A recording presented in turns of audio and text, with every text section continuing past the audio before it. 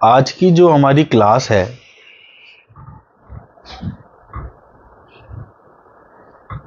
मुझे लगभग इस जन्म में आध्यात्मिक रास्ते पे चलते चलते 11 साल से ज्यादा हो गए हैं।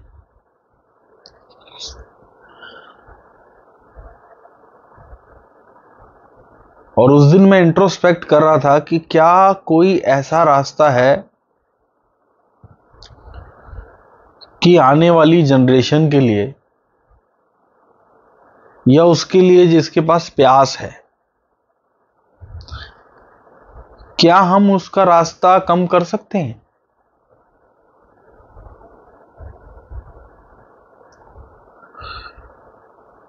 बहुत देर तक मनन करने के बाद मुझे लगा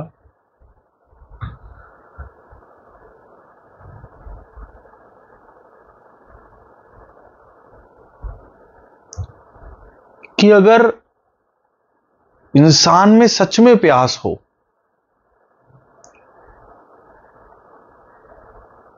और गहरी प्यास हो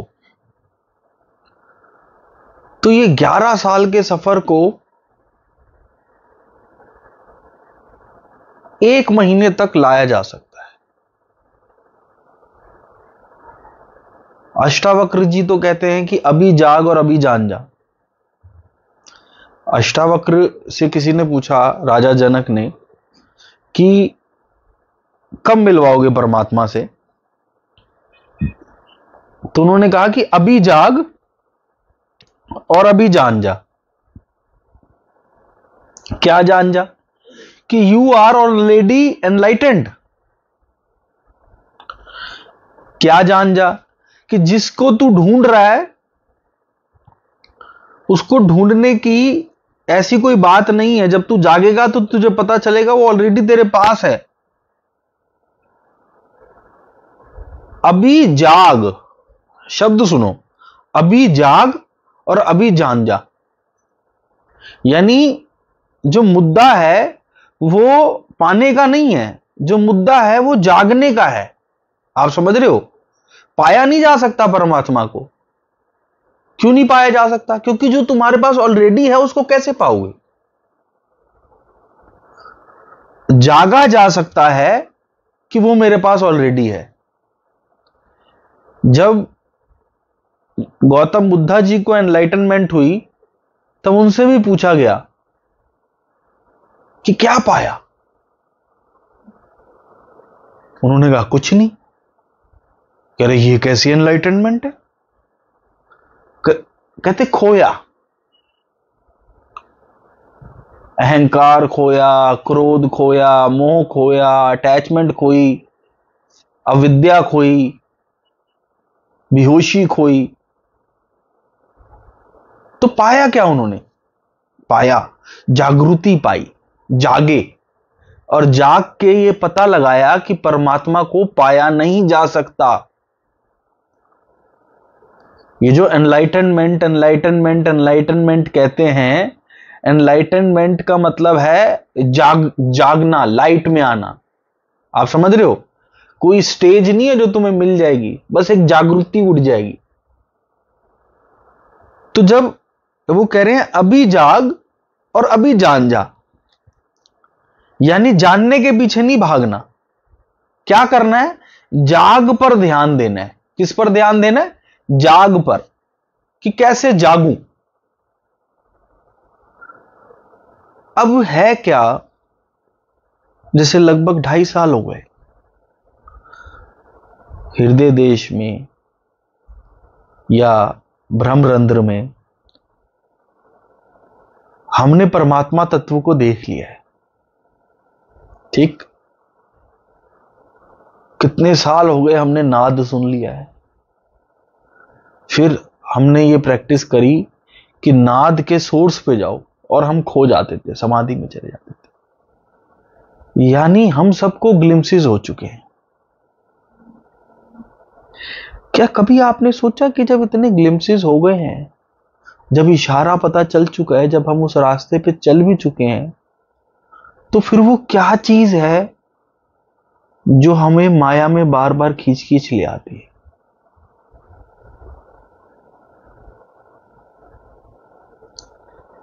कि जब सामने परमात्मा तत्व बैठा हुआ है, यह भी अष्टावक्र की एक कहानी से।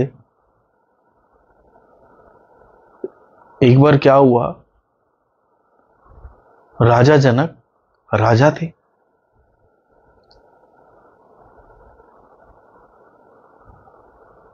वो जब मेडिटेशन कर रहे होते थे, ध्यान कर रहे होते थे, साधना कर रहे होते थे अष्टावक्र जी के पास, तो वो किसी भी चीज को प्रायोरिटी नहीं समझते थे। ठीक। अब हर गुरु को चाहिए कि कोई एक ऐसा शिष्य मिल जाए जो एक जगह चल सके, जो माया से डिटैच होके चल सके। तो प्रेम भी फिर उनसे ज्यादा होने लगा। अब जो उनके बाकी के शिष्य थे वो ये कहने लग गए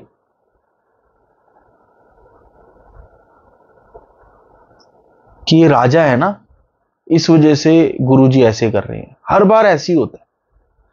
आपके जितने भी शिष्य हैं, अगर कोई ज्यादा ऊर्जावान आदमी आ जाए, हर गुरु को यह चीज फेस करनी पड़ती है।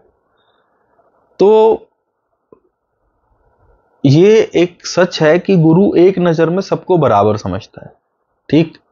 पर कोई कोई शिष्य ऐसे होते हैं जिनकी पकड़ने की सामर्थ्य इतनी ज्यादा होती है, तो उन पे ज्यादा एनर्जी देते हैं कि ये जल्दी पहुंच सकता है तो इसको पहुंचाओ। ऐसा नहीं है बाकियों पे एनर्जी नहीं देते, उन पे थोड़ा एक्स्ट्रा एनर्जी देते हैं कि ये जल्दी पहुंच सकता है, इसको पहुंचाओ। ठीक है ना। फिर वो भी तो उनके लिए काम करेगा। जब वो पहुंच जाएगा तो अभी तो वो गुरु अकेले लग रहा था, अब उसके साथ वो भी लग सकता है पहुंचाने में। तो ऐसे में शिष्य कहते हैं कि उसके पास धन ज्यादा है, पैसा ज्यादा है, पावर ज्यादा है, आप इस वजह से झुक रहे हो। अष्टावक्र के शिष्यों में भी ये बात आ गई कि ये तो राजा है भैया, गुरु क्या, गुरु के अच्छे भी झुकेंगे। एक दिन क्या हुआ, एक दिन ना जनक के महल में आग लग गई। आग लग गई तो सेनापति भागा भागा आया, आपके महल में आग लग गई है। उन्होंने कहा, इस चीज के लिए तुमने मेरे गुरु से मेरी बात वार्तालाप को डिस्टर्ब किया। वहां पे आग बुझाने के लिए जितने लोग चाहिए वो वहां पे सामर्थ है। मैं अकेला आग नहीं बुझा सकता, और मेरे अकेले से बुझेगी भी नहीं। सारी चीजें वहां ऑलरेडी है, मुझे डिस्टर्ब मत करना। उसके महल में आग लगी थी, वो चाहता तो भाग सकता था गुरुजी सॉरी कह के।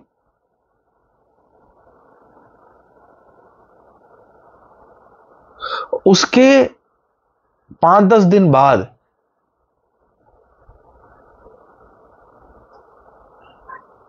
गुरुजी बैठे हुए थे अपने शिष्यों के साथ, और किसी ने आवाज लगाई, अरे बंदर तुम्हारी लंगोटी लेके जा रहे हैं। और सारे के सारे शिष्य भाग गए, एक भी नहीं बचा। सारे के सारे शिष्य भाग गए, एक भी नहीं बचा। फिर गुरुजी ने उनसे बोला कि मैंने सुना है यहां पर बातें होती है कि मैं राजा जनक पे थोड़ा ज्यादा मोहित हो रखा हूं। सबने सर नीचे कर लिया, और उसके पीछे का कारण तुमने पैसा बोल दिया था कि अभी हफ्ता भर पहले उसके महल में आग लगी थी और वो उठा नहीं, और तुम्हारी लंगोटी बंदर ले जा रहा है, इसके चक्कर में तुमने सत्संग को छोड़ दिया। आप समझ रहे हो। अष्टावक्र कहते हैं, अभी जाग और अभी जान जा। जागने के लिए क्या चाहिए आपको पता है। जाग कब सकते हो आप। सारा कहते हैं, पोती पढ़ पढ़ जगमोया, पंडित बनाना कोई क्यों नहीं बना। सारे वेद पुराण पढ़ने के बाद भी आदमी पंडित क्यों नहीं बना। क्योंकि जागने की जो सबसे पहला रूल है वो है फर्स्ट प्रायोरिटी। आप समझे? अब अमित भाई कह रहा है भैया बात तो आप ठीक कह रहे हो, पर डोले भी तो बनाने हैं। आप समझ रहे हो? तो अगर आप जिम को इससे आगे रखो तो फिर ये मत कहो कि मैं प्यासा हूं।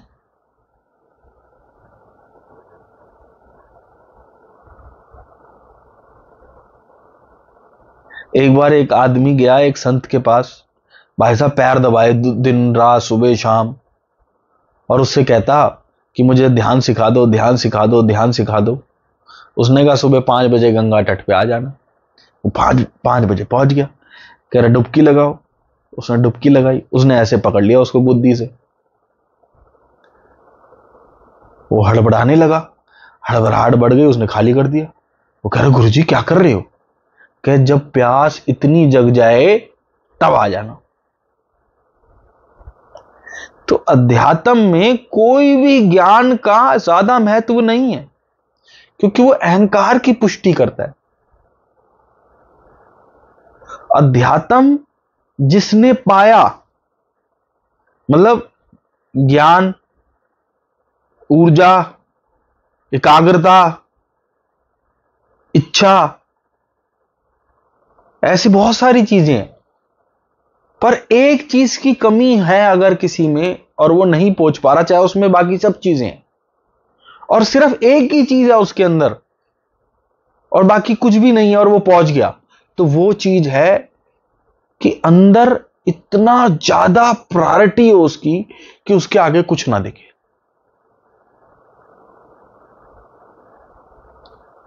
अब इसके लिए ब्रेन को ट्रेंड भी किया जा सकता है। ट्रेंड कैसे किया जा सकता है? क्योंकि हम ऑलरेडी एनलाइटेंड हैं, अभी हमारे अंदर आसक्ति डाली गई है, अभी हमारे को ट्रेनिंग दी गई है कि हम इसको फर्स्ट प्रायोरिटी ना रखें। मैंने इसको 1 महीने के अंदर बांटा है। 1 महीने में 30 दिन होते हैं, 7-7 दिन जो है, चलो 5-5 दिन, 1 महीने से भी कम कर लेते हैं। 5-5 दिन आपने एक एक चीज को देने, और 5 दिन सिर्फ यही करना है, अपना काम कीजिए, काज कीजिए, अध्यात्म से रिलेटेड आपने और कोई वीडियो नहीं देखनी, ठीक है? और कोशिश कीजिए कि आपके दिन के 3 से 4 घंटे, 5 घंटे इस चीज के लिए निकलें, और अगर प्यास ज्यादा है तो पूरा दिन। 5-5 दिन एक एक काम करते जाओगे, उसके बाद अगर आप ना पहुंचो जहां पहुंचना है तो जो तुम कह दो, पर किसी भी चीज के अंदर 99 नंबर नहीं चाहिए। जो वो 5 दिन का काम है वो इतना अंदर चला जाए कि 100 में से 100 नंबर। सिर्फ इशारा करूंगा और तुम पहुंच जाओ, क्योंकि तुम पहुंचे पड़े हो, अभी जागरूकता नहीं है।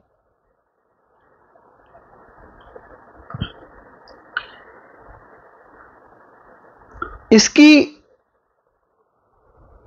शुरुआत की जो सबसे पहली स्टेज है, ये हम माया में है तो माया से करेंगे। इसकी सबसे पहली स्टेज है कि हमारे को ये देखना पड़ेगा कि श्री कृष्ण जी ने क्या बोला है, मैं क्या क्या हूं और मैं क्या क्या पोजेस करता हूं।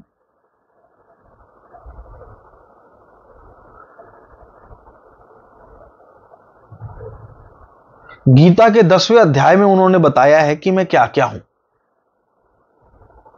कि सूरज भी मैं हूं और धरती भी मैं हूं, और राजा भी मैं हूं और रंक भी मैं हूं, और हवा भी मैं हूं और पानी भी मैं हूं।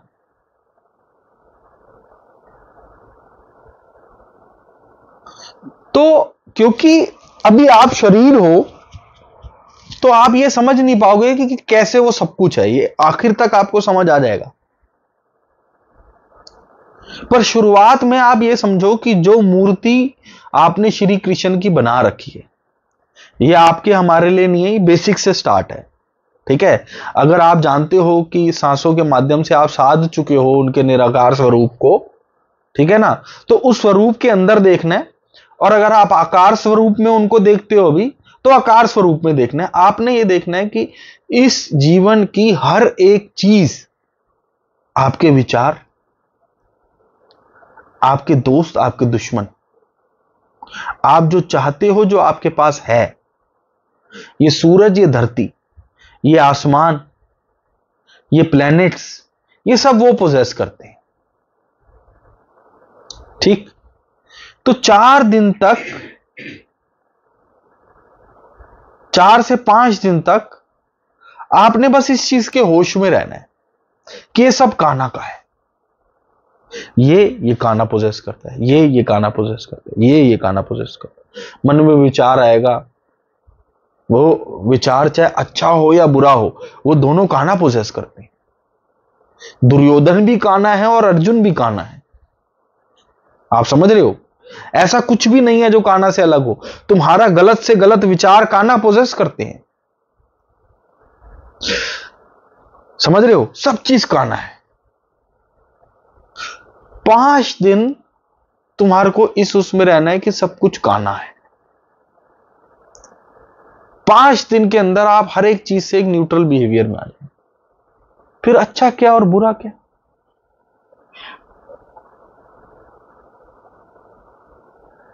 अगर सब कुछ कान्हा है तो फिर अच्छा क्या और बुरा क्या? यानी अच्छा भी कान्हा है और बुरा भी कान्हा है।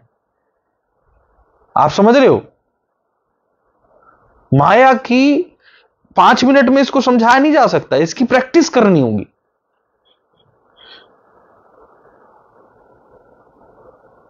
पांच दिन कंप्लीट हो गए। अभी आपको यह पता चला कि सब गोविंद है, सब गोविंद है, सब गोविंद है, गोविंद बिन ना कोई। आप इस अवस्था पे आ जाओगे जो हमारे संतों ने कही थी। ठीक? उसके अगले 5 दिन आपने क्या करना है? आपने द्रौपदी का जीवन जीना है।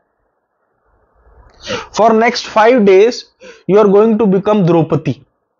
इधर यू आर मेल और फीमेल, डजेंट मैटर। आप ये समझो कि आप द्रौपदी हो, आपके 5 पति हैं, एक के पास सत्य की शक्ति है, एक सबसे ज्यादा बलशाली है, एक अर्जुन जिसको प्रजा में कोई हरा नहीं सकता, आपका पिता भीष्म पितामह। आप समझ रहे हो?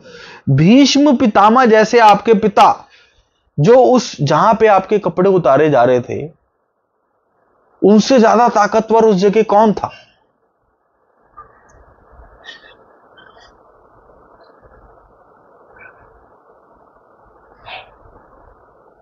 था कोई उस समय? पहले आप अपने पतियों पे डिपेंडेंट थे, फिर पिता पे डिपेंडेंट थे, फिर इनके साथ हरि पे डिपेंडेंट थे, तब भी काम नहीं हुआ। जब सिर्फ हरि पे डिपेंडेंट हुए तब काम कैसे हुए? जो टेक्निकली पॉसिबल ही नहीं थे। कैसे साड़ी आती जा रही? Is there any science? Is there any logic? हम अपनी लाइफ के अंदर ऐसे पति बनाना चाहते हैं।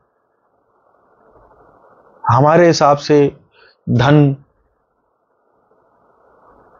पद, पावर, इंटेलिजेंस, ये अलग अलग हमारे पति बने हुए हैं। हमारे को लगता है हम धन से हमारे को कोई नहीं रोक पाएगा, पद होगा कोई नहीं रोक पाएगा, अंदर की ताकत होगी, शरीर की ताकत होगी, कोई नहीं रोक पाएगा। ये सब जो अरेंज करने में लग जाते हैं कि इस सारी जो माध्यम है शक्ति का, वो सारी शक्ति हम एकत्रित करना चाहते हैं। तो जब आप 5 दिन तक द्रौपदी बन के चलोगे, ये करना पड़ेगा अमित। अगर क्लास से उठ के चले गए तो फिर वो एसेंस नहीं उठा पाओगे। ये करना क्यों है?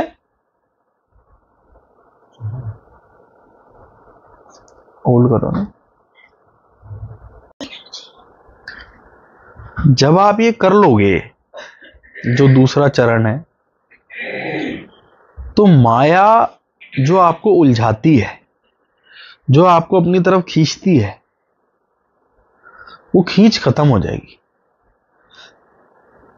जब ये अंदर तक, तुम्हारे अंदर तक, जहां तक जाना चाहिए वहां तक चला जाएगा कि हरि अकेले सब कर सकते हैं, और बिना हरि के और सब कुछ नहीं कर सकते। आप देखो ये पूरा शरीर, एक एक अंग, heart, kidney, lungs, liver, veins, blood veins, brain, eyes, ये सब के सब एकदम से व्यर्थ हो जाते हैं जैसे ही हरि निकलते हैं, कि नहीं? एकदम से व्यर्थ हो जाते हैं। तो ये जो सेकंड स्टेज है, ये बड़ा इंपॉर्टेंट स्टेज है। ये आपको एकदम से लेके जाएगा उस करंट, आपके अंदर वो करंट पैदा करेगा। कहते हैं ना कि एक को साधे सब सदे, सब साधो सब खोए, बिल्कुल आपके अंदर तक आ जाएगा। फर्स्ट स्टेज आपको क्या देगी? You will get to know कि सब गोविंद है, सब गोविंद है, गोविंद बिना कोई। चाहे अभी माया के स्तर पे आपने पाया, नो मैटर, प्रोग्रामिंग तो पक्की हो गई। अभी परमात्मा तत्व नहीं देखा, कोई इश्यू नहीं, देख लेंगे। और जिन्होंने देख रखा है उनके लिए तो बल्ले बल्ले है, वो उस परमात्मा तत्व को देख के कर सकते हैं। पर जिसने नहीं देखा, वो भी माया में जिस रूप में देखता है कान्हा को, उस रूप में देख ले। पर उसकी प्रोग्रामिंग ये कंफर्म होनी चाहिए कि वो क्या क्या चीजें पोजेस करता है। उसे पता होना चाहिए कि सब गोविंद है, सब गोविंद है, गोविंद बिना कोई। किसी की बुराई करते हुए, किसी की निंदा करते हुए उसको पता होना चाहिए कि गोविंद की निंदा कर रहे। Stage number 1 for 5 days complete यही करना है, फॉर नेक्स्ट 5 डेज।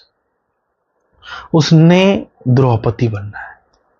क्या अभिमान होगा उसको अपने पति पे, क्या अहंकार होगा। अरे भाई ये देखो कि कितनी वो टूटी होगी माया के स्तर से, जब उसको ये पता चला कि वो 5 पति और वो बाप कुछ नहीं कर पा रहे।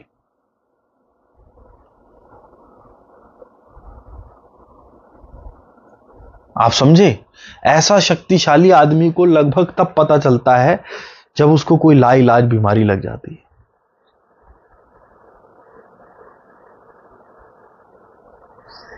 जैसे वो कहते हैं ना, सिकंदर खाली हाथ गया, तो सिकंदर ने लगभग पूरी धरती कब्जा ली थी। उसको एक बीमारी लग गई। उसको अहंकार था कि टॉप के हीलर्स मेरे पास है, टॉप के वेद मेरे पास है। हाँ हाँ ले आओ, बुला ली उन्होंने वैदों को। अब ये देखो कि माया पे उसकी पकड़ कितनी थी कि माया कुछ भी कर सकती है। उसने कहा सर आपको लाइलाज बीमारी है, एक शहर तुझे दे दूंगा, ठीक कर दे। उसने कहा साहब नहीं हो सकती। अच्छा ठीक है, एक देश दे दूंगा, ठीक कर दे। उसने कहा साहब नहीं हो सकती। वो हिल गया, कितनी लालच, क्या कितना समय है मेरे पास, क्या कुछ ही समय है, क्या 6 महीने दे सकते हो, क्या नहीं, क्या अपनी आधी दौलत दे दूंगा, आधी धरती, कि नहीं। वो टूट गया, वो टूट गया। क्या भाई कुछ दे सकता है? तो कहता 4 पल भी नहीं। तो जो द्रौपदी को उस समय फील हुआ था, वही उसको फील हुआ था। तो फिर उसने कहा कि जब मैं जाऊं तो मेरा कफन दुनिया के सबसे बड़े हकीम उठा रहे हो, मेरे पीछे मेरी सारी दौलत हो और मेरे हाथ खाली बाहर दिखाना। अब ये सबने कहानी सुन रखी है, पर ये अंदर तक क्यों नहीं उतरी? क्योंकि उस पर उतना मनन नहीं करा। अगर आपको लगता है कि आप द्रौपदी नहीं बन सकते, तो आप वो सम्राट बन जाना। देखो क्या हुआ उसके साथ, क्या नहीं था उसके पास, क्या पद नहीं था, क्या पावर नहीं था, क्या लोग नहीं थे, क्या हीलर्स नहीं थे, क्या डॉक्टर्स नहीं थे, किस चीज की कमी रही होगी उसके पास? आप बताओ। तो वो अपने अंदर 5 दिन द्रौपदी बन जाओ या सिकंदर बन जाओ, और 5 डेज आपने ये प्रोसेस करना है। आप पाओगे कि आपको एकदम से माया से प्रभाव होना छूट गया। क्या ये छोटी स्थिति है? पहली स्थिति से आपके अंदर द्वेष खत्म हो गया, लोगों को पॉजिटिव नेगेटिव देखना खत्म हो गया, दूसरी स्थिति से माया की पकड़ खत्म हो गई, अब वो किस में उलझाएगी, किसको अपना कहेगी? फिर आती है तीसरी स्थिति। जब तक ये दो नहीं साधोगे तब तक तीसरी नहीं सध सकती। तीसरी स्थिति होती है चॉइस की। इस स्थिति में आपने 5 दिन तक, 10 दिन हो गए अभी, अगले 5 दिन तक आपने अर्जुन की वो स्थिति देखनी है, अर्जुन बनने की वो कोशिश करनी है कि उसने, जब नारायणी सेना युद्ध हो रहा था, ठीक, नारायणी सेना मतलब आज की रशिया, चाइना और यूएस की सेना मिला दो, ठीक है। नारायणी सेना का मतलब रशिया, चाइना और यूएस की सेना मिला दो, सबसे बड़ी सेना थी वो, सबसे पावरफुल। और युद्ध हो रहा था और श्री कृष्ण जी ने पूछा अर्जुन से कि नारायणी सेना चाहिए या मैं चाहिए?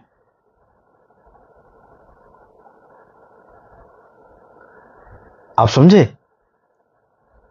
कि नारायणी सेना चाहिए या मैं चाहिए? और उसने कहा प्रभु आप चाहिए।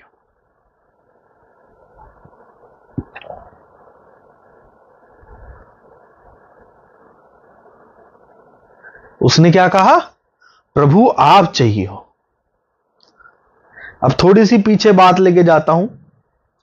जब वो जुआ हार चुके थे तो उन्होंने, श्री कृष्ण ने बोला कि मुझे क्यों नहीं बुलाया, पासे मैं फेंकता, फिर मैं देखता शकुनी जो कभी हार नहीं सकता वो कैसे ना हारता। और हमने बताया है श्री कृष्ण, यहां से अब आध्यात्मिक, यहां से माया से हटके अब प्रभु पे जाना जरूरी है। वो प्रभु कौन है? वो प्रभु है आपकी सांसें। स्टेज 1 से अब आपने कनेक्ट करना है कि इस सांसों को, ये सांसें क्या क्या पोजेस करती हैं।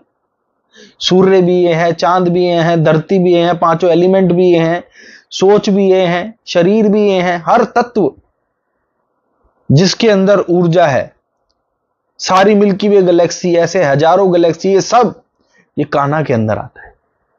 याद है एक बार वो दिखाते हैं उसमें, जब उनकी मां ने मुंह खोला था तो देखा था सारा कायनात उसके अंदर।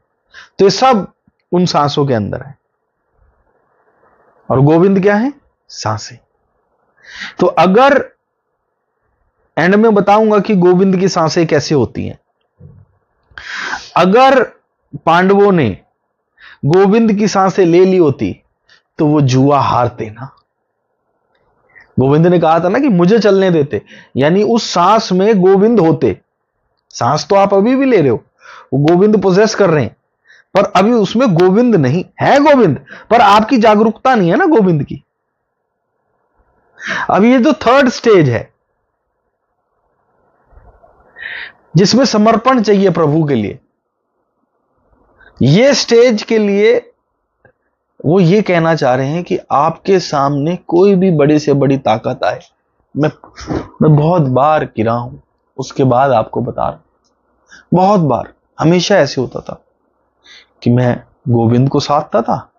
अब जब गोविंद को साधेंगे तो जो माया है वो, इस शरीर में कितना गोविंद है उतनी माया है। आप समझ रहे हो? जितना गोविंद है उतनी माया है। अब मैं स्टिलनेस में चला गया, नो थॉट में चला गया, उस जगह पे चला गया जहां पे कुछ भी नहीं है, बियॉन्ड मेमोरी जिसको सदगुरु चित्ता कहते हैं। उस स्थिति पे गया तो बड़े ऑर्डर्स आ गए, एकदम से फोन आ गया जी 50 करोड़ का ऑर्डर। और मैंने भूल क्या करी, मैंने उस ऑर्डर को पकड़ लिया और मेरे मन ने क्या तर्क दिया, प्रभु तो तेरे ही हैं, ये पूरा कर ले। आज तक वो ऑर्डर पूरा नहीं। और ये शर्तिया बात है कि जब आप गोविंद को साधने लगोगे, जब आप गोविंद को साधने लगोगे तब माया अपनी शक्तियां दिखाएगी।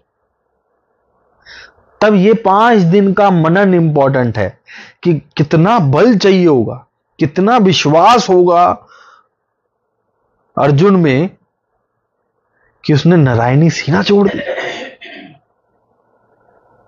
जीत वो उसी दिन गया था जिस दिन उसने कान्हा को, गोविंद को चुना और नारायणी सेना को छोड़ दी। तो 5 दिन तक आपको इस होश में रहना है, फिर आपसे वो गलती नहीं होगी। कितने दिन हो गए? 15 दिन।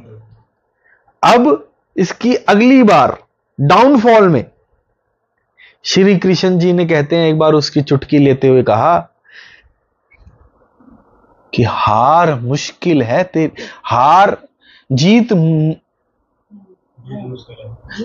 मुश्किल है तेरी, जीत नामुमकिन है तेरी, पल पल रहेगा उदास। माखन तो दुर्योधन ले गया, सिर्फ छाछ बची तेरे पास। नहीं, वो तो आगे है ना, कि सिर्फ छाछ बची तेरे पास। मतलब आप ये देखो कि आप जिस पे पूरी तरीके से समर्पित हो, वो आपका टेस्ट लेने के लिए आपको कहते वह नहीं हो सकता है काम, अभी तो घबरा जाओगे, गुरुजी ऐसे कैसे, हम तुम्हारे चक्कर में लगे पड़े और तुमने ही मना कर दी, अब कहां जाएं? अब ये देखो कि अर्जुन ने क्या विश्वास दिखाया। कृष्ण काम करते या ना करते, अर्जुन का विश्वास काम कर जाता। वो कहता कि जीत, क्या कहता? जीत निश्चित है मेरी, कभी नहीं रहूंगा उदास। माखन का क्या करूं जब माखन चोर है मेरे पास। आप समझे? ये मन के आयाम है, समझ रहे हो? जब इन आयामों पे जीत पालोगे, अगले 5 दिन इस चौथे आयाम पे देने, कि सामने चीज दिख रही हो कि ये नामुमकिन है, फिर भी हरि के साथ रहो तो मुमकिन है।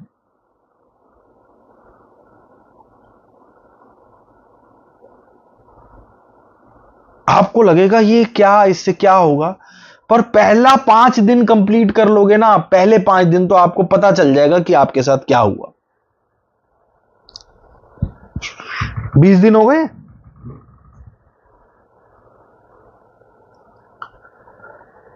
20 दिन हो गए, ठीक है जी। अभी भी 10 दिन बचे। अभी हमने 4 चरण पूरे कर लिए, क्या रह गया इसके बाद?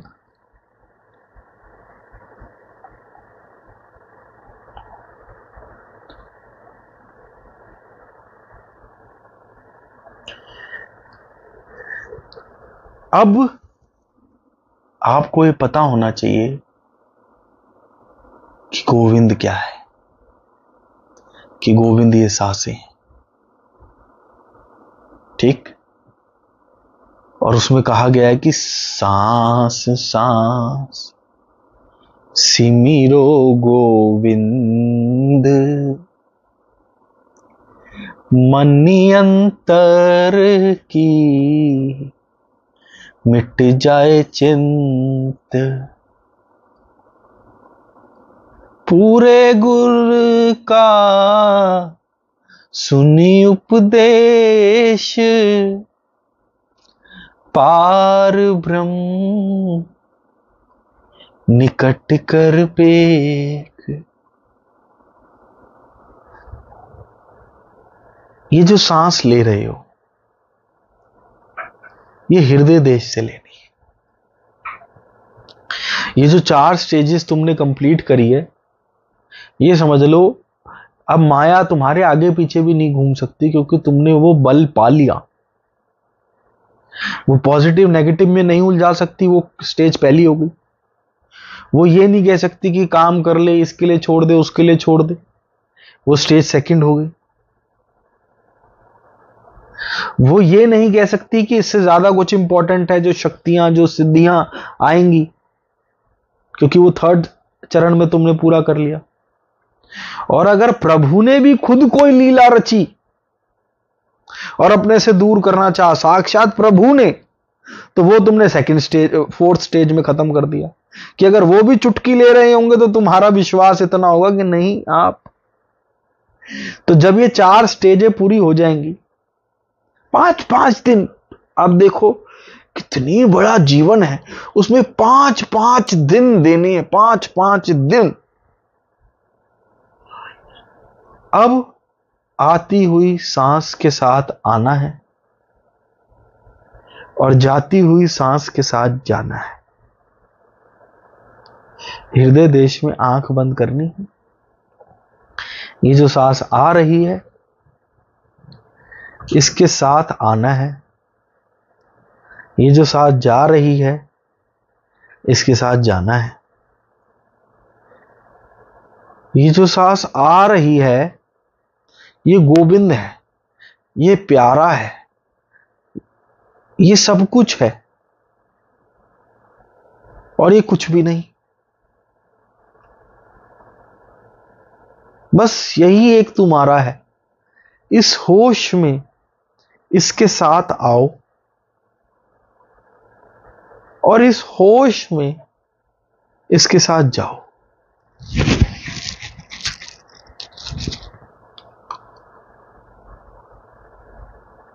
जब ये सांस जहां बाहर से आई तो ये कहां से आई उस पे ध्यान दो।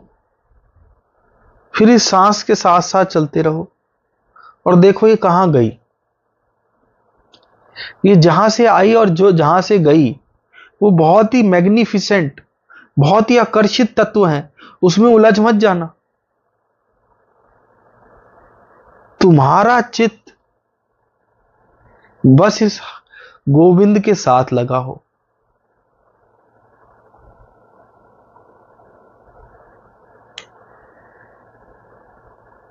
अब तुम्हारे अंदर कर्ता भाव रहा है या नहीं रहा इसका पता कैसे चलेगा? जब तुम सांस ले रहे हो तब सांस तुम ले रहे हो और हरि साथ है, या सांस हरि की वजह से आ रही है और तुम पीछे हो? अगर सांस तुम ले रहे हो और हरि साथ है तो अभी डूअरशिप है। जैसे अर्जुन ने अपना रथ कृष्णा को सौंप दिया था, वैसे ही तुम्हें भी पीछे बैक सीट पे रहना पड़ेगा। जहां जहां हरि जा रहे हैं उसके साथ साथ जाना पड़ेगा। वो बाहर जा रहे हैं तुम बाहर जाओ, वो अंदर जा रहे हैं तुम अंदर जाओ। मन बार बार फ्रंट सीट पे आने की कोशिश करेगा, उसे फिर बैक सीट पे लाके जैसे जैसे हरि बाहर जा रहे हैं उसके साथ बाहर जाओ, जैसे जैसे हरि अंदर जा रहे हैं वैसे वैसे अंदर जाओ, जैसे जैसे हरि बाहर जा रहे हैं उसके साथ बाहर जाओ, जैसे जैसे हरि अंदर जा रहे हैं उसके साथ अंदर जाओ। याद रखिएगा डोर हरि के हाथ में होनी चाहिए। ऐसा ना हो कि सांस तुम ले रहे हो और हरि पीछे पीछे। उसके भी फायदे हैं पर वो फिर तुमने अभी चार्ज हरि को नहीं दिया।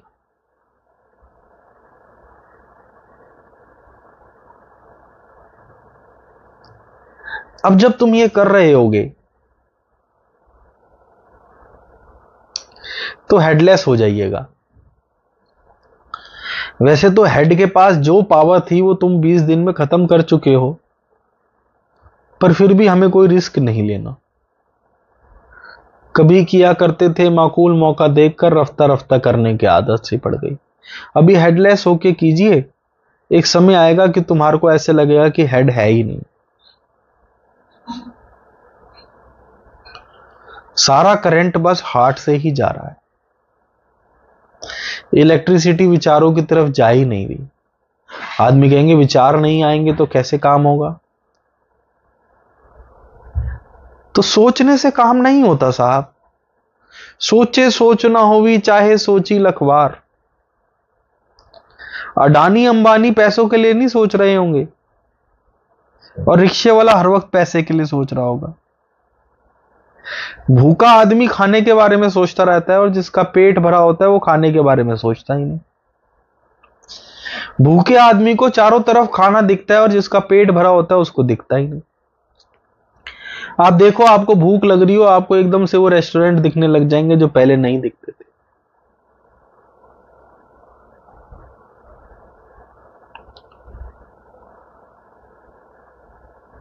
तो सोचने से नहीं होगा साहब। जितनी सोच जागी जा रही है उतने आप अधूरे हो।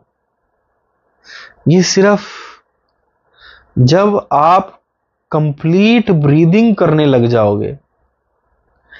कंप्लीट ब्रीदिंग क्या है?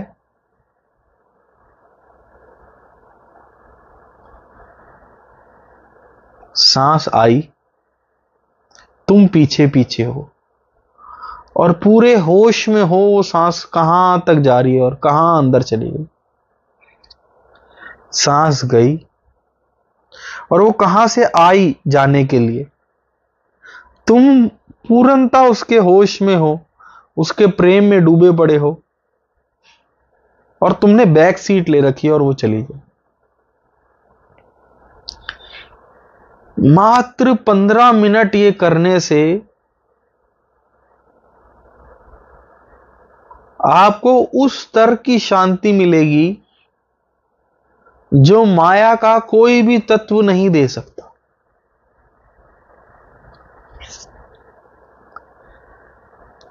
इस सांस को साधने से सब कुछ सध जाएगा।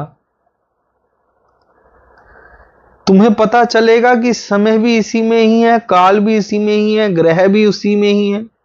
अब जैसे आज मैं कर रहा था तो मेरा मन जो है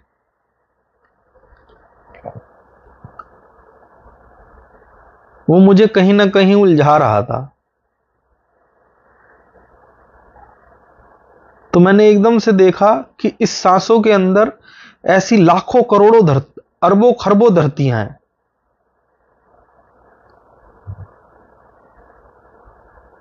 और मेरी एक इंटेंशन से हजारों धरतियां खत्म भी हो सकती है और नई भी आ सकती। तो फिर उस मन ने जिसने ये देख लिया, उसने कहा ये हरि ये सब रखते हैं और मेरी एक चाह से ये हजारों धरतियां अल्लाह और दे रहे हैं, तो क्या मुझे इनसे धरती के अंदर कुछ मांगना चाहिए जो मेरे एक इशारे से इतना सब कुछ कर दें। और एकदम से मन में बल जागा और वो माया हट गई। वो फिर कुछ नहीं कह पाई। अष्ट सिद्धि नो निधि इसी में ही समाई है। अर्जुन बनते बनते ये चारों स्थिति पार करते करते तुम हनुमान बन जाओगे। हनुमान कौन है? जो ये जान चुका है कि ये जो गोविंद है इसको इस दुनिया में किसी चीज के लिए भी नहीं छोड़ा जा सकता।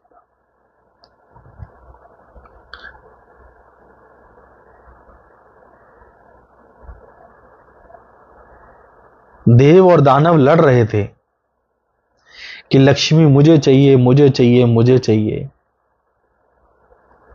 विष्णु जी आराम से लेटे हुए थे। तो लक्ष्मी जी ने पूछा वो कौन है जो हमारे आने से बिल्कुल भी हिला नहीं, बिल्कुल कंपन नहीं हुई, ऐसे लग रहा है जैसे परवाह ही ना हो। कह रहे वो विष्णु जी। तो लक्ष्मी जी ने कहा हम उनकी धर्मपत्नी बनेंगे। माया की हर एक चीज लक्ष्मी ही चलाती हैं, आदि शक्ति ही चलाती हैं। और यही रूल है उसका कि जब आप गोविंद में मस्त हो और कोई भी चीज सामने आए और उसकी तुम्हारे शरीर में कंपन ना हो, तो तुम ही उसको डिजर्व करते, वो खुद तुम्हारे पास आ जाएगी।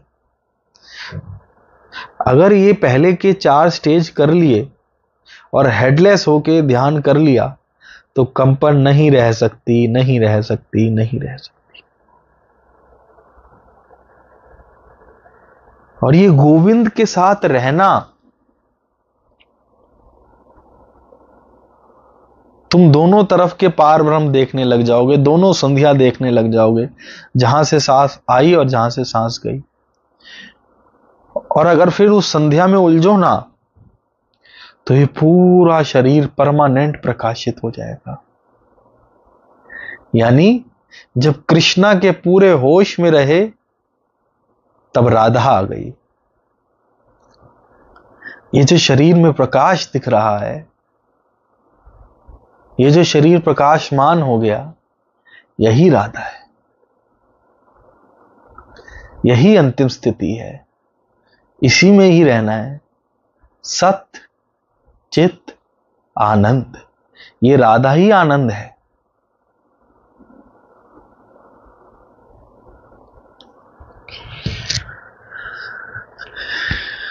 मैं फिर कहता हूं कि सुनने से ज्यादा कुछ नहीं होगा, ये करने से होगा।